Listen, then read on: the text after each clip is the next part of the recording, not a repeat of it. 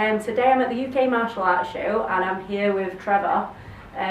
Trevor, would you like to tell us more about yourself and how you started martial arts? Yeah, I'm 69 years old now. I started when I was 9 doing judo.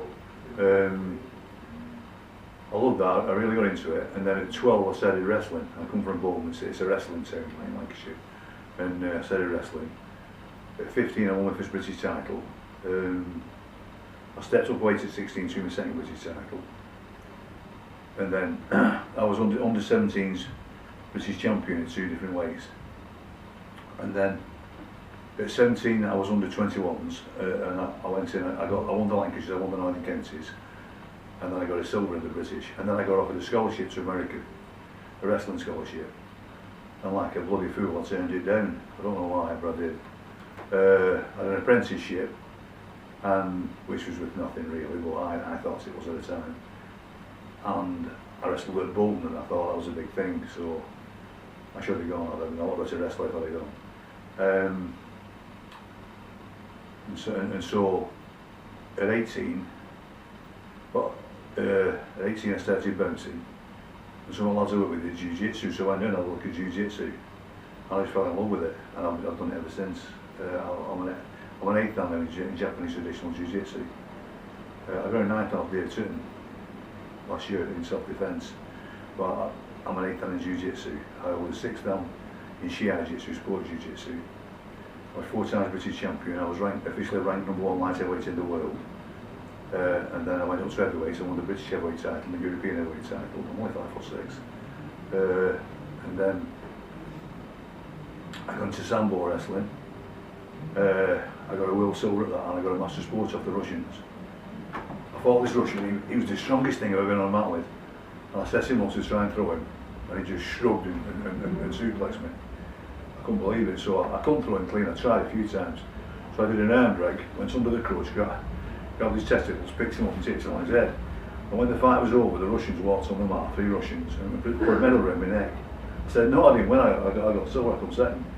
He said, no, it's sporting achievement medal, you've thrown him. I'd thrown him on his bloody head, picking him up by his neck, and they give me a medal. I'd love to see their idea of a foul. But I won't like try it, but I'd like to see it, But I've trained martial arts 20 odd years now, but I don't think I've met anyone else in the UK that's done as many different styles of wrestling. And it's not something that you hear of as often now. No. Everyone seems to be into the Brazilian jiu-jitsu. Yeah, it's not a complete system, Brazilian. They don't have any real stand-up, do they? Because it comes from Kozen Judo, which is a ground fighting style. And they're very, very good at what they do, and I appreciate the standard of the lads that do it. Well, the system itself is not a complete system. There's no stand-up, there's no throws, no takedowns of their own. They're leaning on judo now to do that. Well, they could learn a lot from sambo. Some of the takedowns in sambo are very, very good. Is there many sambo clubs around the UK now? It's getting a bit busier. It's getting a bit more common, and it is excellent. When I first did sambo, I qualified, and we did it in judo gis. And then the first time I wore an actual sambo jacket was in the World Championships.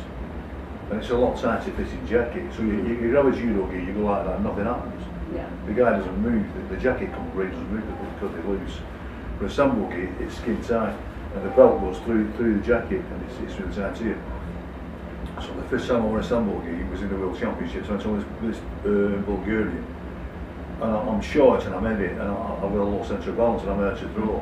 And this guy, he threw me around that mat like a rag doll, And it really made me start thinking about different ways of looking at a jacket, I eventually got a world silver, like I say, at some point. It's good education, it's good stuff, it's really good, it's interesting. And the leg locks are brilliant. It sounds like you've competed at every different style that you've done as well. Yeah. Which again is quite rare. Apart from catch, I've done a bit of catch. I had an old mentor called Frank Colton, very hard old wrestler. And he used to show me a lot of catch wrestling. But I never actually competed at catch, It's good, it's good stuff. Heel box and... So my jiu-jitsu that I teach now, I would say is about 75% Japanese jiu-jitsu.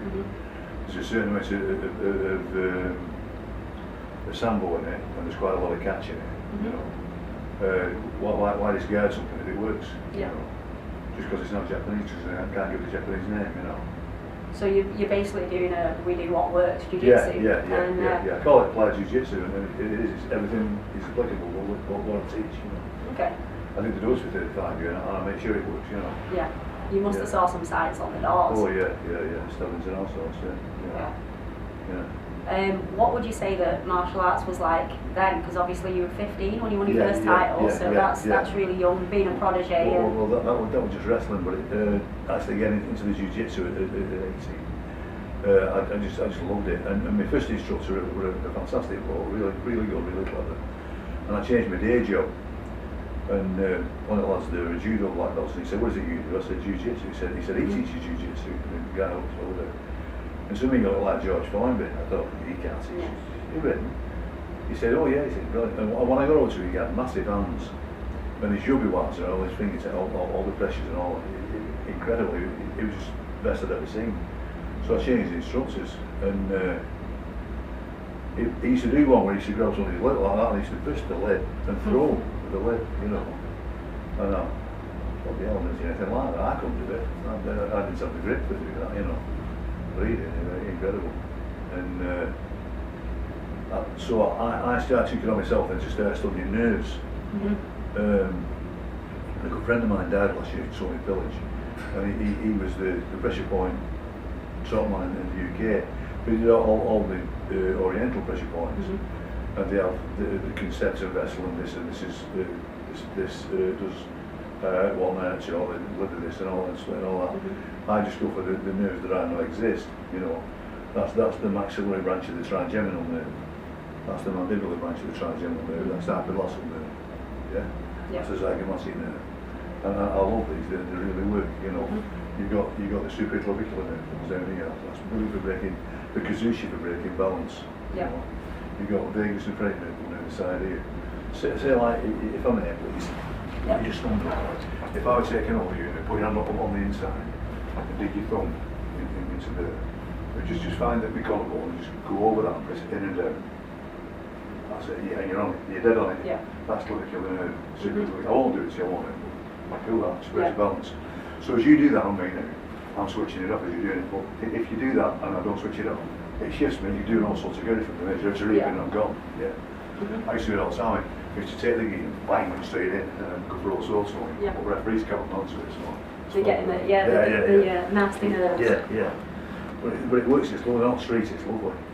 Some of the grips just take an inside grip and bang down. Have you noticed the difference from teaching when you first started teaching to teaching now? Yeah. In this day and age? People they just want a quick fix. They don't want to go through a system where they have to go through a belt system and do years to get a black belt. You just want to put a t-shirt on and say, I'm a cage fighter, you know. Yeah. And just run around in a public to a t-shirt on, I'm a cage fighter. So do you think there's obviously a lot that's been lost now? Yeah. In this day and age? Absolutely, yeah. There's not as much commitments. Yeah.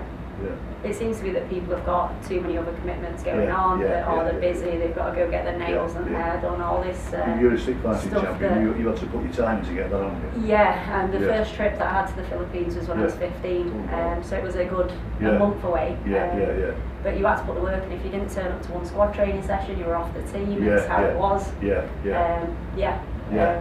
So I can relate to you on some of that, but I think even probably now people aren't going through the same rite of passage, shall we say? No, they're not. So, no, they're not. And that's just and they're losing out. 16 years on. Excuse me, they're the ones losing out. Yeah.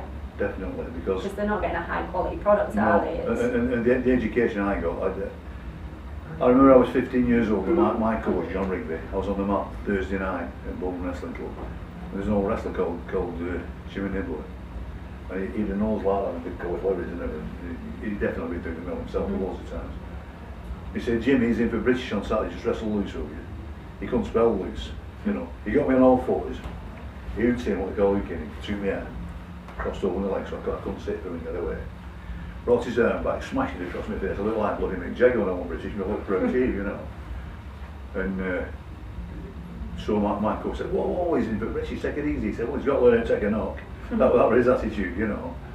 And then as he'd done that, he smashed that across, he put his elbow into my spine, pulled it back and tried to wrench my neck round. Yeah. You know. And I mean now, like I say, I'm 69, I've got a 19-inch neck. When I'm in the ground, I had a 21-inch neck.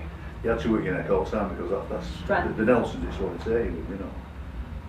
And there's like old Russ James, you know, he claims I broke his neck one time when we trained him. I didn't. I put a Nelson on it, riddled, and he tore a muscle in his neck. That's what he did. Have you got any advice to budding wrestlers now as to what they could do in order to improve? Or yeah, definitely work your neck. My advice for that is get a Swiss ball, the gym ball, put it against the wall, put it against it, keep working it. Just keep working it. Do it at the side as well, because you have a lot less strength in the side of the neck than you have in the front and back. With the sides as well, but your neck is very important. And what about the new generation that are seeing UFC on TV and they're getting straight into cage fighting, or they're looking for clubs that are labelled MMA gym or cage gym? Check into the people that are teaching it. Are they real? Have they competed? If somebody's going to teach you street self-defence, have they worked the doors? Have they done street self-defence? If they're going to teach you sports, have they done that sport? If they haven't, give them a miss. You know. I think that's excellent advice, and you've definitely got quite a lot of stories from over the years, and you've probably had a lot of trips abroad as well, to like obviously Russia, which is how many people had chickened out of going there. They'd bottle it. So it's been absolutely amazing spending the time with you this morning. Thank you very much.